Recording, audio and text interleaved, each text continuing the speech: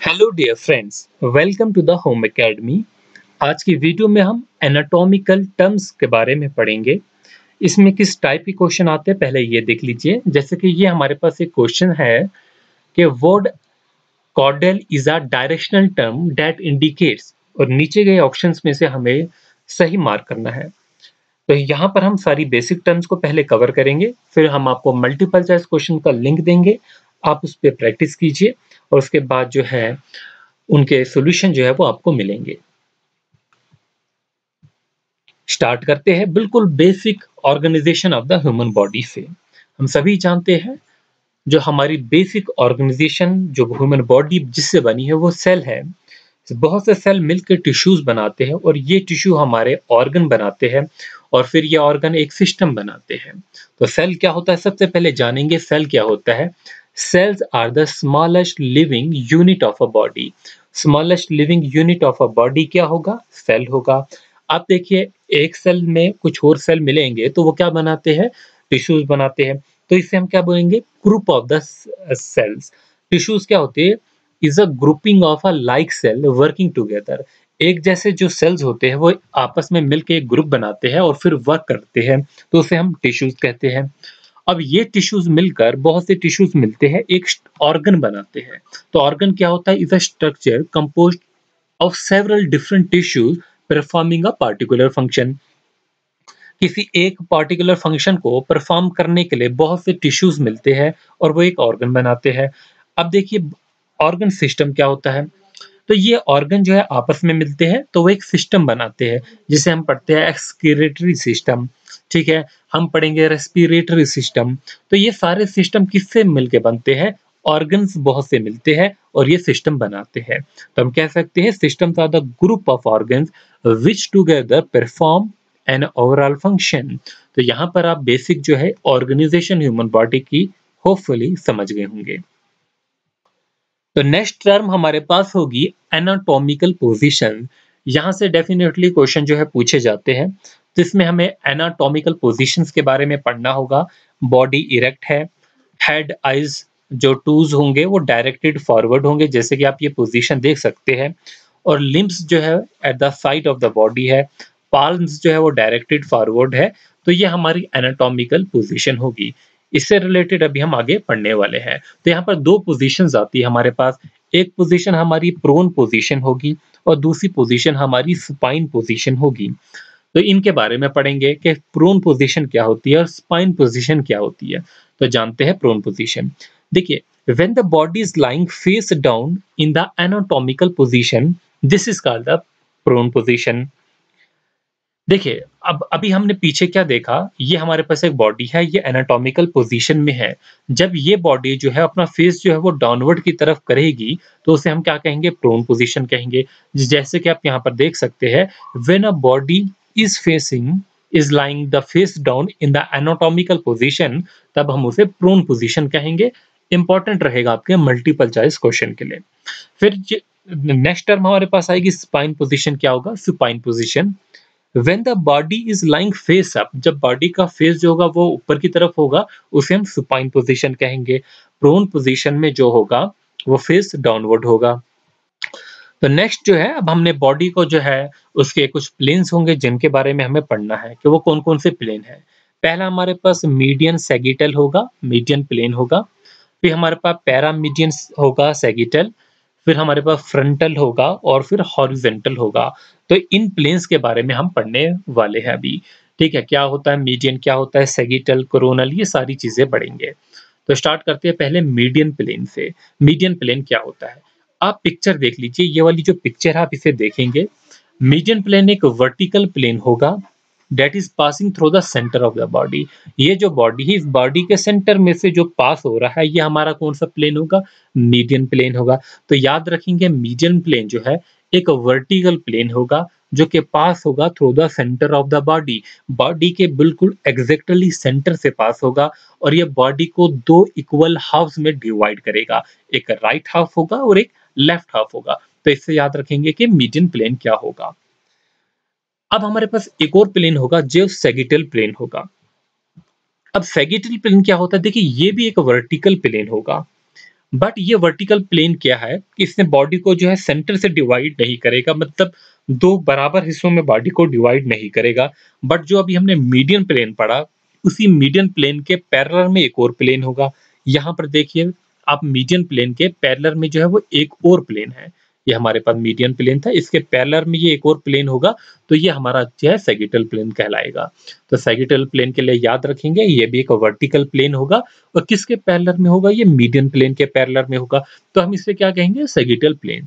ये बॉडी को दो इक्वल हाफ्स में डिवाइड नहीं करेगा, जैसे कि अगर दो इक्वल हाफ्स में करता तो यहाँ से बिल्कुल सेंटर से डिवाइड करता, बट इसने जो डिवाइड किया है बॉडी को वो यहाँ से किया है, तो इसका मतलब ये हमारा सैगिटल प्लेन होगा। तो यहाँ पर अब हमारे पास एक और प्लेन आ चुका है। जो हमारा नेक्स्ट प्लेन है वो कोरोनल प्लेन है। इसके बारे में जानेंगे हम कि ये कोरोनल प्लेन जो है वो क्या होगा। देखिए, कोरोनल प्लेन जो है ये भी एक वर्टिकल प्लेन होगा, बट याद रखेंगे ये परपेंडिकुलर होगा मीडियन प्लेन के। हमने अभी सैगिटल प्लेन पढ़ा, सैगिटल प्लेन में हमने क्या पढ़ा, ये हमारा जो था मीडियन प्लेन था, इसकी जब पैरेलल में होगा वो कौन सा था, सैगिटल प्लेन। बट अब हम इसके परपेंडिकुलर में जो प्लेन लगा रहे हैं तो वो कौन सा होगा, वो कोरोनल प्लेन होगा। तो याद रखेंगे इस टर्म को, इंपॉर्टेंट रहेगी कि वर्टिकल प्लेन होगा बट ये परपेंडिकुलर होगा किसके, मीडियन प्लेन के। अब देखिए आप यहाँ पर फिगर देखेंगे तो आप देखेंगे फिगर में आपको पता चलेगा ये जो हमारी बॉडी इसको दो पार्ट्स में जो है वो डिवाइड कर रहा है। एक हमारा इंटीरियर पार्ट रहेगा और एक हमारा पोस्टीरियर पार्ट रहेगा। तो हमारी बॉडी को दो इक्वल हाफ्स में डिवाइड करेगा। ठीक है, इक्वल हाफ्स नहीं कहेंगे बल्कि हम ये कह सकते हैं कि इंटीरियर एंड पोस्टीरियर पार्ट में जो है वो सेपरेट करता है हमारी बॉडी को। तो अब हम बात करने वाले हैं हॉरिजॉन्टल प्लेन्स की। इससे पहले हमने वर्टिकल प्लेन्स देख लिए, अब हॉरिजॉन्टल प्लेन देखेंगे। तो हमारे हॉरिजॉन्टल प्लेन आप यहाँ पर देख सकते हैं कि इसने हमारी बॉडी को किस तरीके से ये डिवाइड किया हुआ है। तो ये दो पार्ट्स में इस बॉडी को सेपरेट करेगा। एक हमारा ऊपर वाला पार्ट होगा और एक हमारे पास बिलो पार्ट होगा। एक को हम सुपीरियर पार्ट कहेंगे, एक को इन्फीरियर पार्ट कहेंगे।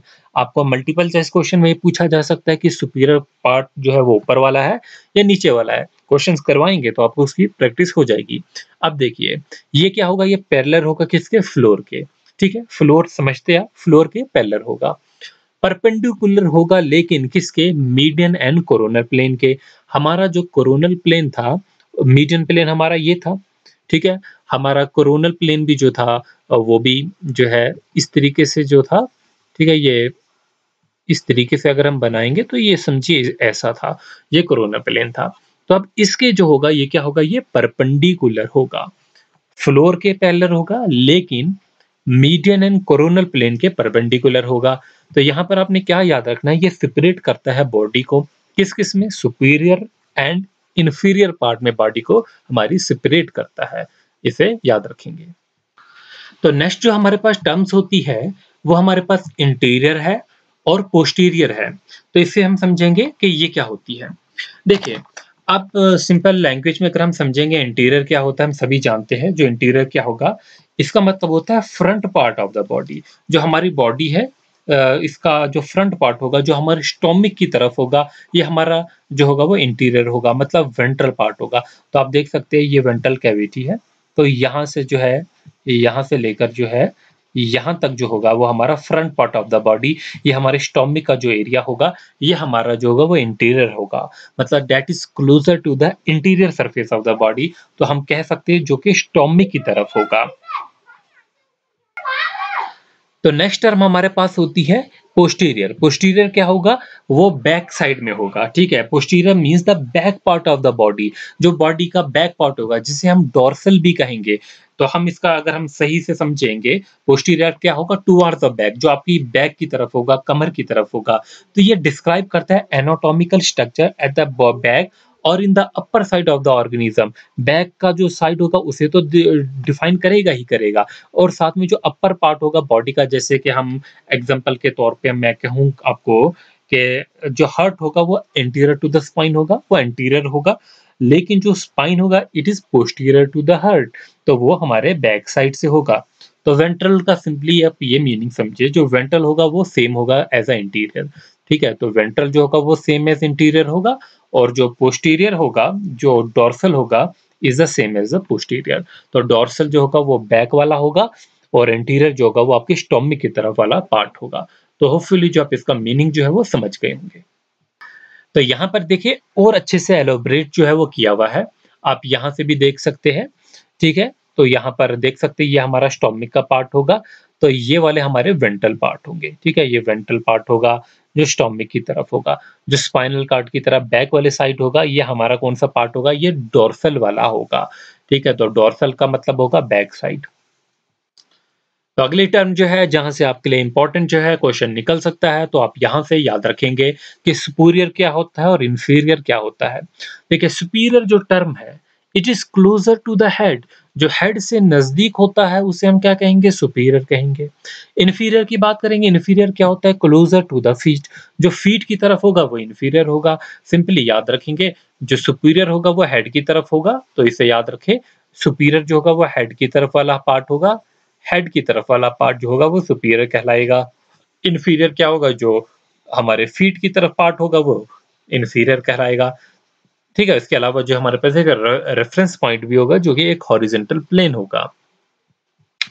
तो हमने यहाँ पर देखा जो रेफरेंस पॉइंट होता है ये एक हॉरिजॉन्टल प्लेन होता है, ठीक है? बट रेफरेंस पॉइंट जो है हम किसे मानते हैं? अपनी जो बॉडी की सरफेस हम इसी को जो है रेफरेंस पॉइंट मानते हैं। दिखा देता हूँ मैं आपको, जैसे कि ये है रेफरेंस पॉइंट जो है वो क्या है? यहाँ पर आप देखेंगे, यहाँ पे जो सरफेस ऑफ द बॉडी हमारा रेफरेंस पॉइंट है, जिससे कि ये हैंड है, इसकी जो सरफेस है ये हमारा क्या है? एक रेफरेंस पॉइंट जो है वो माना गया है, ठीक है? अब इसमें कुछ और टर्म्स हमारे पास रिलेटेड होगी, जैसे कि प्रॉक्सिमल है, डिस्टल है, ठीक है? एप्सिलेटरल है और हमारे पास कॉन्ट्रालेटरल है। इन टर्म्स के बारे में हम देख लेते हैं।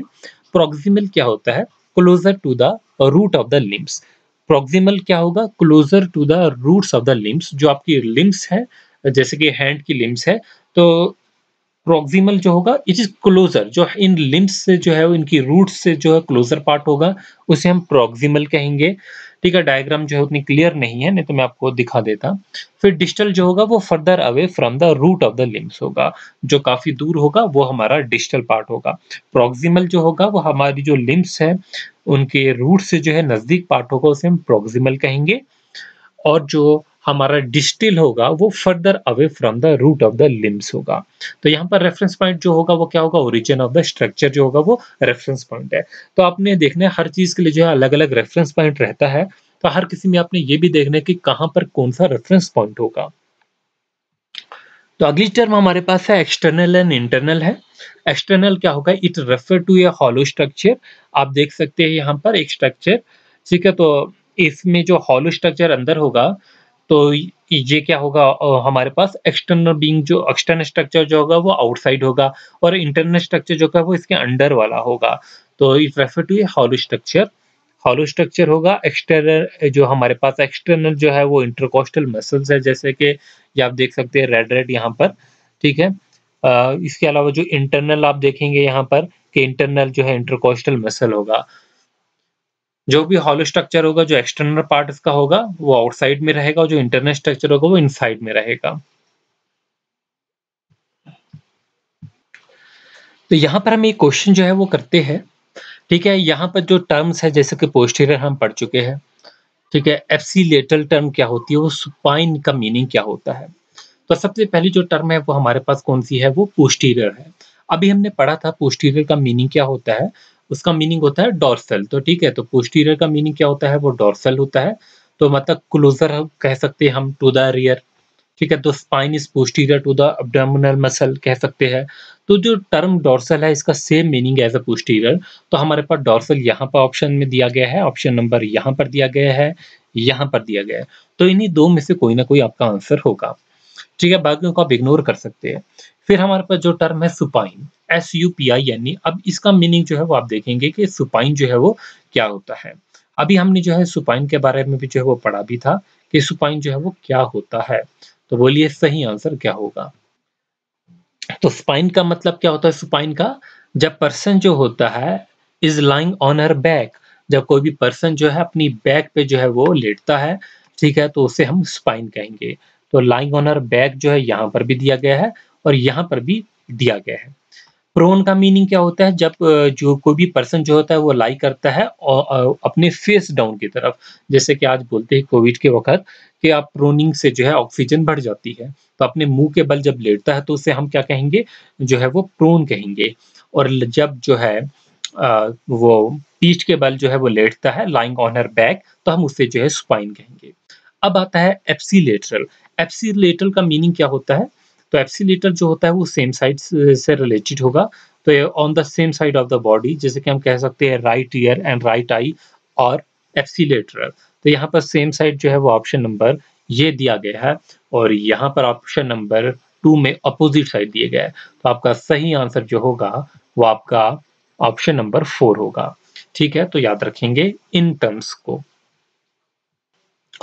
आपको जो है कुछ जो डेज में या आज ही जो है कमेंट सेक्शन में नीचे जो है वो आपको एक लिंक दिया जाएगा, जहां पर मल्टीपल चॉइस क्वेश्चन होंगे, जहां से आप प्रैक्टिस कर सकते हैं। जो भी टॉपिक पढ़ेंगे उन टॉपिक्स की जो है प्रैक्टिस कर सकते हैं अपने एग्जामिनेशन से रिलेटेड। Thanks for watching. अगर वीडियो पसंद आई अपने फ्रेंड्स के साथ जरूर शेयर कीजिए।